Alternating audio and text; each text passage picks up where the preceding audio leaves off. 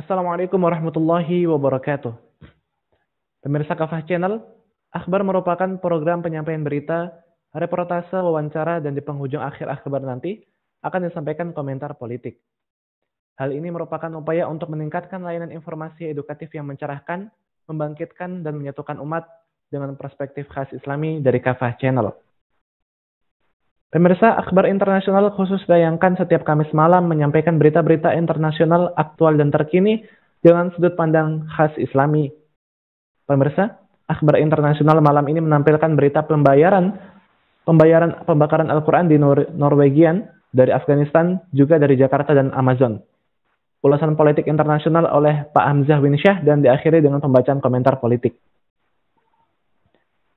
Pemirsa, kita awali dari Eropa, diberitakan oleh laman cnbcindonesia.com, demo anti-muslim yang berujung kerusuhan terjadi di Swedia dan Norwegia akhir pekan kemarin.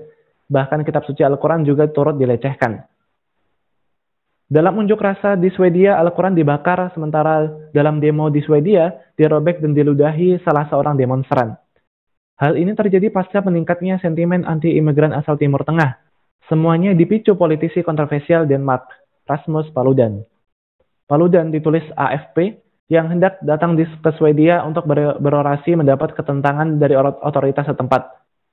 Pihak berwenang memblokir kedatangannya ke kota Malmö, Swedia Selatan.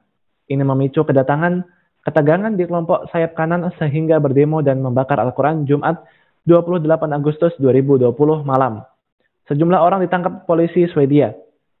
Pemirsa, kerusuhan menjalar ke negeri tetangganya Norwegia. Sabtu 29 Agustus 2020, Stop Islamisasi Norwegia Sian melakukan unjuk rasa yang juga melecehkan Al-Quran.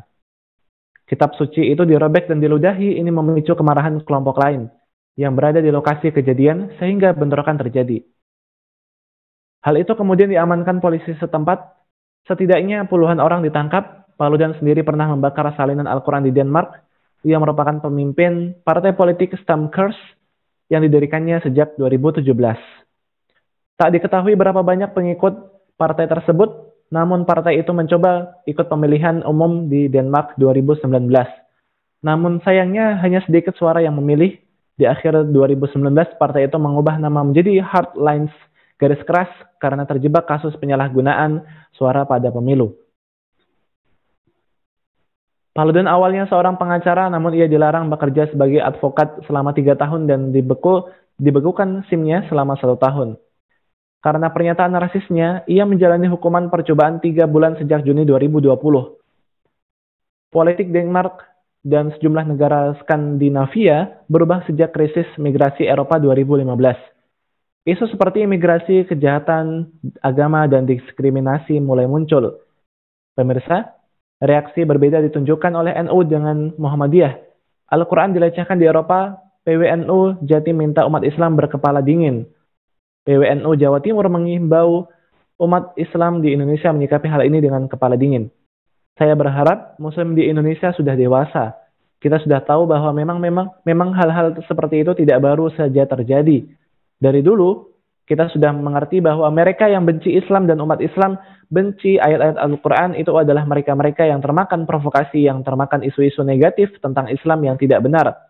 Kata Khatib Syuriah, pengurus wilayah Nahdlatul Ulama PWNU Jawa Timur, Kiai Haji Syafruddin Syarif di Surabaya, Senin 31 Agustus 2020. Kiai Syafruddin juga menghimbau jangan sampai di Indonesia terjadi aksi membakar kitab agama lain atau kitab para pelaku yang membakar hingga meludahi Al-Quran. Kita juga jangan termakan isu. Kalau membalas dengan membakar kitab suci mereka, jangan. Kita tunjukkan bahwa Islam adalah merupakan agama yang rahmatan lil alamin, agama yang mampu membalas sesuatu kejahatan dengan kebaikan. Sehingga mereka pada akhirnya akan sadar karena ini dicontohkan oleh Nabi Muhammad SAW paparnya. Ketika Nabi dilempari batu, justru Nabi mendoakan kebaikan untuk penduduk Taif. Nabi mendoakan mereka mendapatkan hidayah dan mendoakan agar Allah memaafkan mereka karena mereka belum tahu kebenaran Islam dan keindahan Islam. Imbuh Kiai Syafruddin. Tak hanya itu, Kiai Syafruddin juga menyebut para pelaku pembakaran hingga pelaku yang meludahi Al-Quran merupakan orang-orang yang termakan provokasi, sehingga mereka belum menyadari apa yang telah dilakukannya.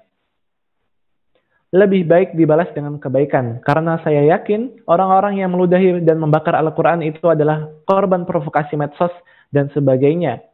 Saya yakin mereka tidak tahu bahwa adalah kebohongan bahwa kitab suci Al-Quran mengajarkan sesuatu yang sangat baik tentang kemanusiaan.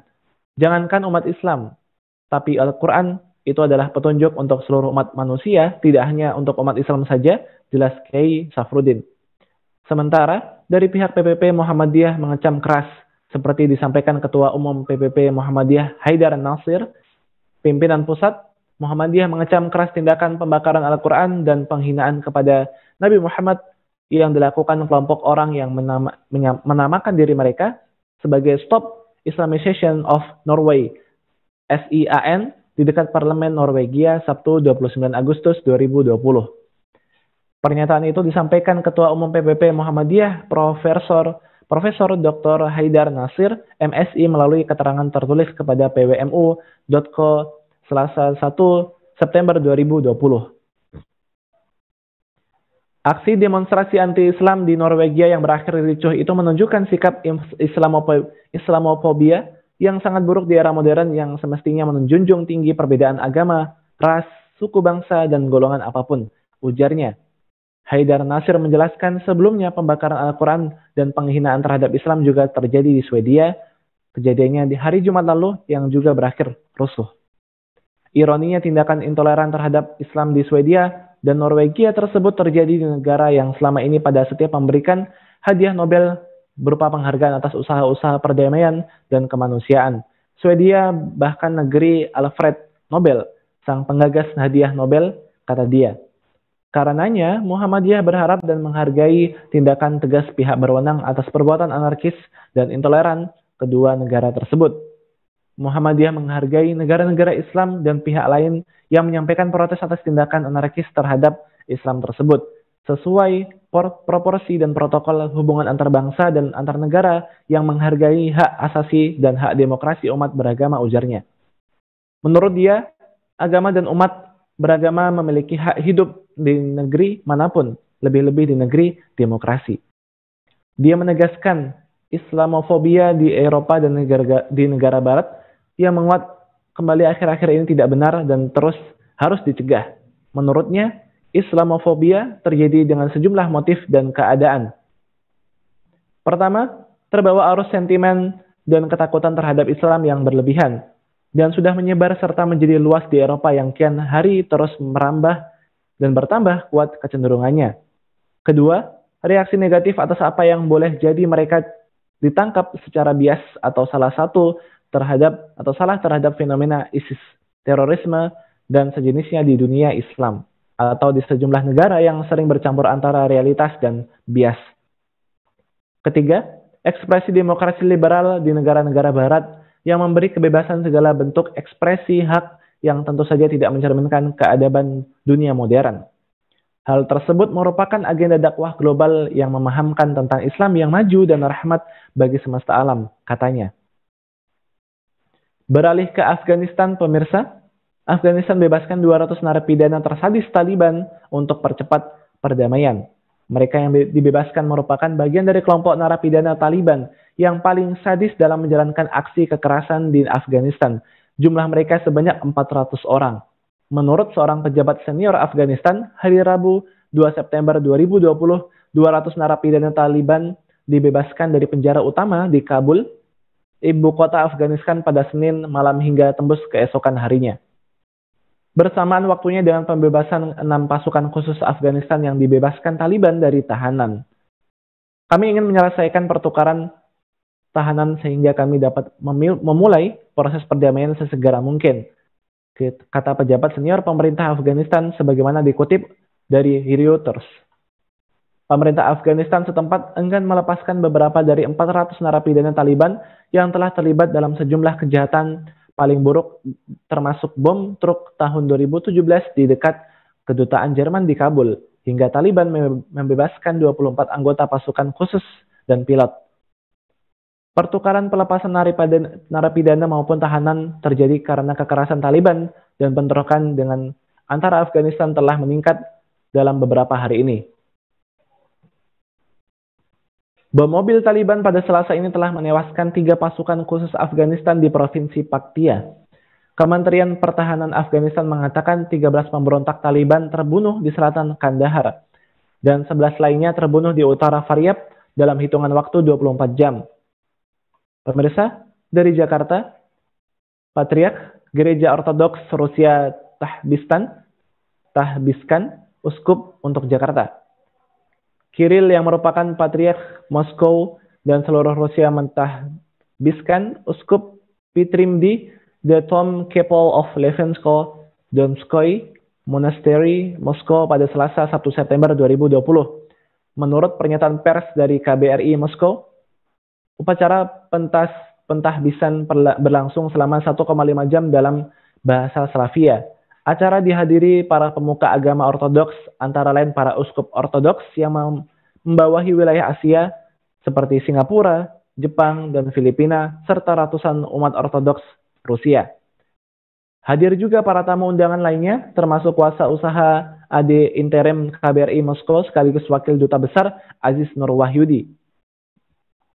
Setelah acara pentahbisan, Aziz menyampaikan perkembangan hubungan Indonesia dengan Rusia dan penyelenggaraan dialog lintas agama oleh Indonesia dengan berbagai negara termasuk Rusia.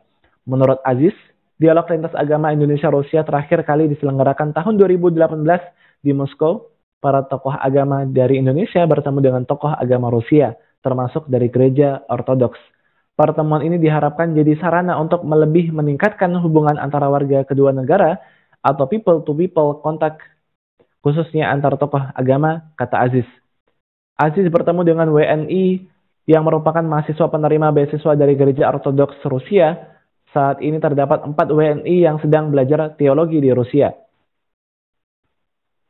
Pemirsa, pada Desember 2018, Dewan Suci Gereja Ortodoks Rusia, Holy Synod of the Russian Orthodox Church, telah membentuk daerah wewenang kepala cabang Eksarkat Gereja Ortodoks di Asia Tenggara, yaitu suatu wadah keagamaan umat Kristen Ortodoks yang berasal dari negara Asia serta warga Rusia, Ukraina, Belarus, Moldova, dan negara lain yang tinggal di wilayah tersebut.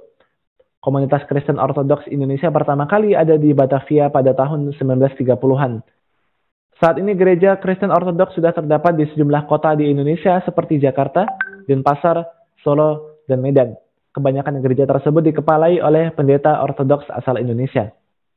Indonesia adalah salah satu negara yang berada di bawah kanonik Eksarkat Moskow. Pada 25 Agustus 2020, Dewan Suci Gereja Ortodoks Rusia telah menunjuk Pitrim sebagai uskup Jakarta yang kemudian ditahbiskan pada 1 September 2020. Pemirsa, kabar internasional terakhir malam ini kita menuju hutan Amazon Amerika Selatan. Masyarakat adat gunakan drone lindungi hutan Amazon dari deforestasi. Salah satu orang yang terlibat dalam teknologi drone ini adalah Awapi Uru Ewawau. Ia adalah seorang pemuda usia 28 tahun yang berasal dari suku Eru Ewawau, salah satu dari banyak suku yang tinggal di hutan Amazon. Mereka hidup bergantung pada hutan hujan yang dilindungi secara hukum seluas 7.000 mil persegi di negara bagian Rondania, Brazil Barat. Namun hutan Amazon sering dilanda kebakaran. Mayoritas dari kebakaran tersebut dimulai secara ilegal untuk membuka lahan bagi pertanian dan peternakan ilegal. Awapi beserta perwakilan dari 5 suku lainnya mengambil bagian dalam kursus pelatihan pengoperasian drone yang dijalankan oleh World Wildlife Fund WWF dan LSM Brazil, Asosiasi Pertahanan Lingkungan Etno Caninde, Desember lalu. Pemirsa, dilansir dari CNN, Felipe Spina Avino, analisis konservasi senior untuk WWF Brasil serta pelatih Awapi mengaku bahwa Awapi dengan teman-temannya menjadi ketagihan saat pertama kali menerbangkan drone dan dapat melihat hutan dari atas. Mereka benar-benar menerima teknologi dengan tangan terbuka, dengan cepat mulai menggunakannya, katanya. Drone memuat gambar resolusi tinggi, video, dan data pemetaan GPS yang dapat digunakan sebagai bukti laporan kegiatan ilegal kepada pihak berwenang. Teknologi ini mempermudah mereka memantau hutan Amazon yang lebih luas, sebab melintasi hutan dengan berjalan kaki sangatlah sulit. Menurut Spina Avino, Para anggota masyarakat juga bisa menghindari konfrontasi yang berbahaya dengan penambang liar dan perampas lahan. Proyek WWF Kaninde sudah menyumbangkan 19 drone kepada 18 organisasi yang terlibat dalam perlindungan hutan Amazon. AWAPI kini memimpin tim dari 12 orang yang berpatroli di hutan hujan untuk memantau deforestasi dan kebakaran hutan. Pertama kali tim menggunakan drone, mereka menemukan lahan seluas 1,4 hektar yang terlanjur gundul. Beberapa hari kemudian mereka merekam video helikopter yang menyebarkan benih rumput di area yang sama, menandakan bahwa lahan tersebut akan digunakan untuk pengembalaan ternak, kata WWF.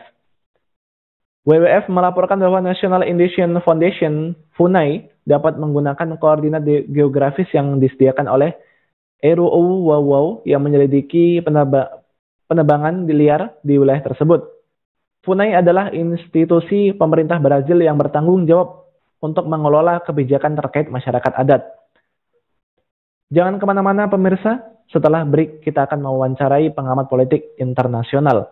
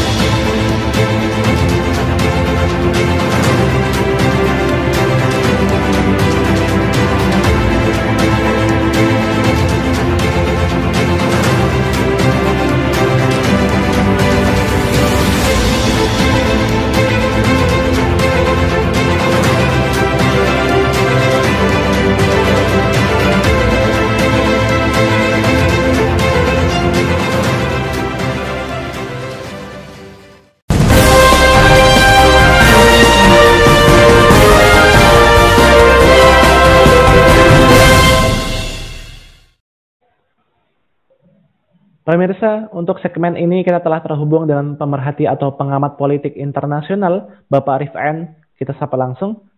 Assalamualaikum Pak Arif N. Semoga dalam keadaan sehat selalu. Waalaikumsalam warahmatullahi wabarakatuh. Yang dilakukan di Swedish dan Norwegian, apa tanggapan Bapak?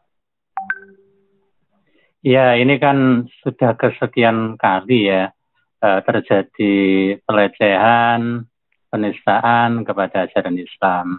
Yang beberapa waktu yang lalu, baik itu di Denmark maupun di Belanda,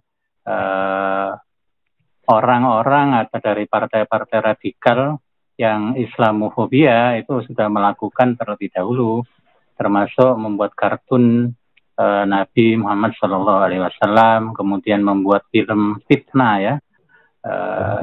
Meskipun kabarnya salah satu di antaranya itu ada yang memeluk Islam, tetapi kayaknya kebencian dari kalangan radikal di telaga Eropa itu sudah berurat berakar ya, selain ada kecemburuan sosial.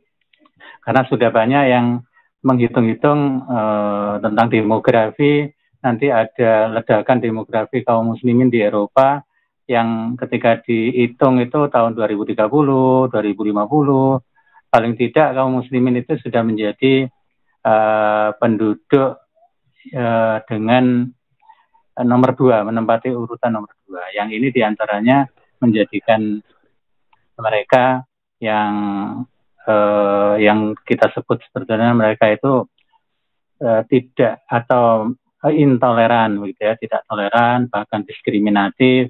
Kalau memang mereka menggaungkan peleburan antara suku-suku bangsa, tentu itu tidak mencerminkan. Kita jadi ingatlah ketika penaklukan Reconquista atau Inkuisisi zamannya perebutan kembali Andalusia dulu. Bagaimana Raja Ferdinand berkoalisi dengan Ratu Isabella itu melakukan inkuisisi atau al-mihna memaksakan supaya mereka memeluk agama Katolik gitu ya. Tetapi tidak, yang ini menjadi catatan kelam mengabadi dalam sejarah. Mereka melakukan dendam ketika di tahun 1453 kan Sultan Muhammad Khalifah Muhammad Al-Fatih melakukan penaklukan Konstantinopel. Kemudian sekitar 40 tahun berikutnya, 39 tahun tepatnya, 1492 mereka melakukan balik ya dengan melakukan yaitu tadi pembunuhan. Kalau enggak, banyak yang kalau enggak mau masuk Katolik maka dia akan dibunuh. Sehingga banyak yang keluar negeri. Nah, ini menjadi cermin buruk dari apa yang mereka anut selama ini, demokrasi, kebebasan beragama, kebebasan berpendapat, itu tidak sesuai dengan fakta gitu.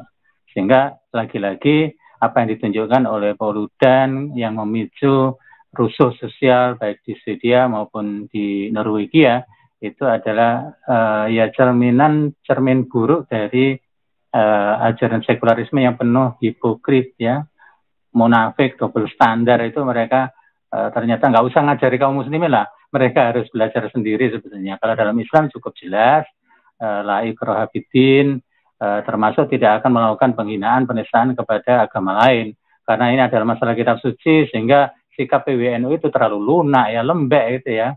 Ini kan kalau diinjak-injak kemudian hanya memaklumi saja, tentu berbeda dengan yang dilakukan oleh PP Muhammadiyah begitu ya.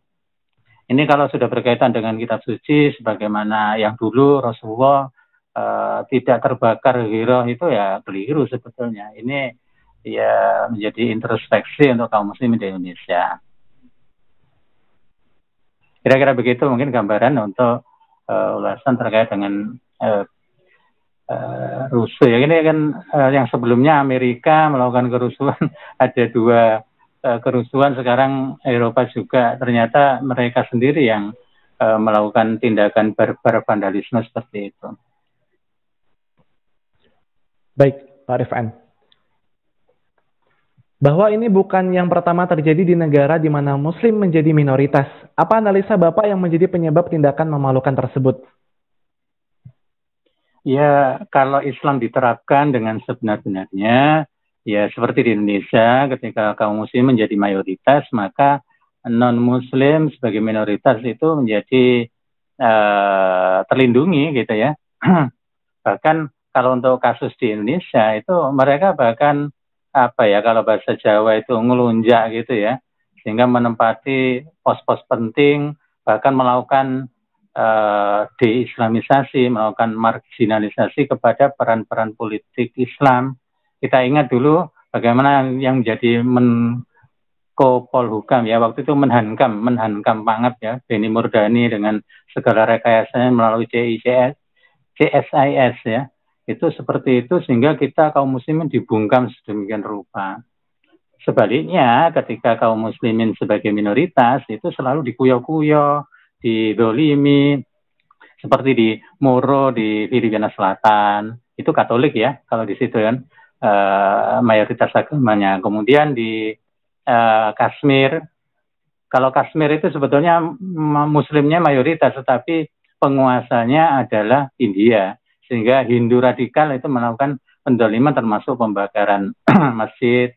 Demikian pula yang terjadi di Rohingya, kali ini Buddha radikal melakukan pengusiran karena di situ ada sumber daya alam. Di daerah Rakhine yang berbatasan dengan Bangladesh, padahal itu sudah berabad-abad kaum muslimin di sana, tapi ternyata diusir, desanya dibakar, kaum muslimahnya diperkosa, sehingga menjadi manusia-manusia perahu. Ini kan menjadi tragedi kemanusiaan. PBB itu juga nggak berbuat banyak ya, yang ini kita sesalkan. Beberapa tahun yang lalu, tragedi Bosnia Herzegovina, termasuk yang berlarut-larut itu adalah penjajahan Israel atas Palestina. Sehingga ini adalah karena ketiadaan junnah ya, pelindung kaum muslimin sebetulnya. Sehingga sejak runtuhnya khilafah tahun 1924 itu tidak ada junnah tadi yang melindungi seperti kaum muslimin saat ini, seperti anak ayam kehilangan induk, sebagai di mana-mana dizalimi oleh berbagai tadi, hampir rata ya.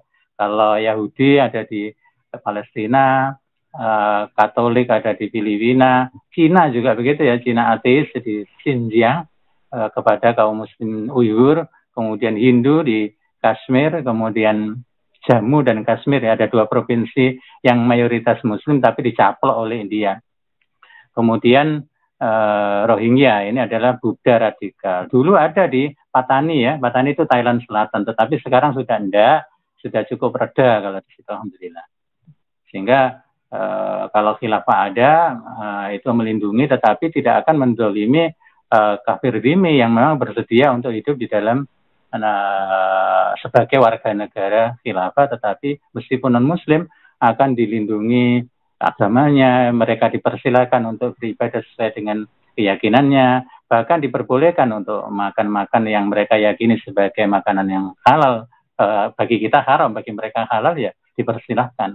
Termasuk pakaian itu juga dipaksakan untuk memakai, tetapi ada konon atau undang yang mengatur, ya, ketika di tempat-tempat publik, gitu. Sehingga Islam sangat menjunjung tinggi keadilan, termasuk tadi, ya, tentang kemanusiaan dan seterusnya.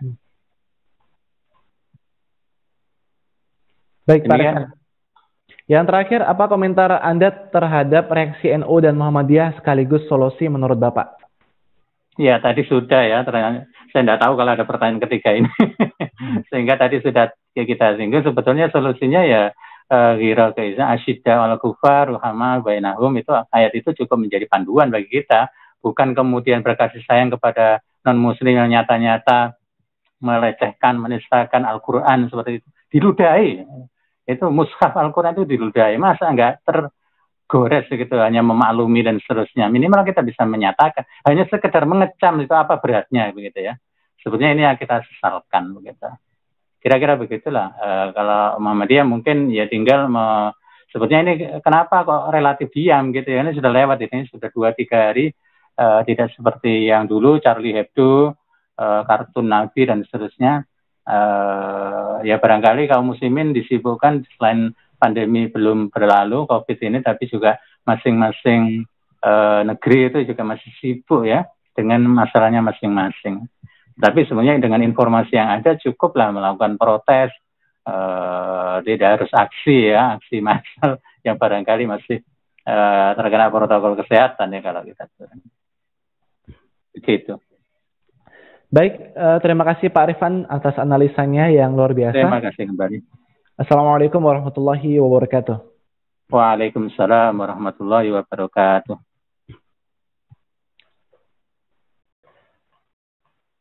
Sebuah video pernyataan Bupati Faida tentang mahalnya surat rekomendasi partai politik untuk pemilihan kepala daerah viral di media sosial.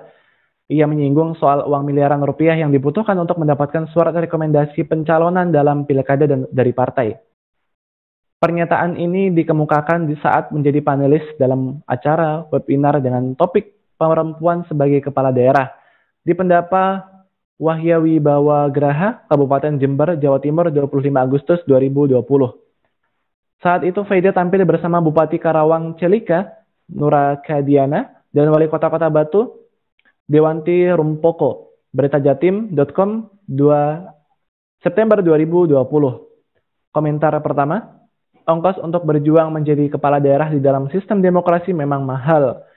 Berdasarkan hasil kajian dari LIPI 2018, untuk menjadi bupati harus menyiapkan dana minimal 60 miliar rupiah, sementara untuk jabatan gubernur sebesar 100 miliar rupiah. Kedua, dampak dari mahalnya kontestasi demokrasi juga merembet ke perbuatan pidana. KPK mensinyalir ada keterkaitan antara mahalnya ongkos politik untuk modal biaya kampanye dengan maraknya tangkap tangan terhadap kepala daerah yang akan kembali mencalonkan diri di pilkada. Ketiga, melalui penunjukan dan pengangkatan kepala daerah oleh khalifah, menjadikan suksesi kepala daerah di dalam sistem khilafah lebih ramah anggaran. Pula dengan mekanismenya tersebut, celah money politik yang berimplikasi pidana dapat dihilangkan. Pemirsa, seusai akhbar malam ini, simak terus Kafah Channel dalam rubrik Kajian Malam bersama Coach Muhammad Taufik, NIK, MAI dalam rubrik Muslimpreneur dengan topik Berbudi Islami Pasti Sukses.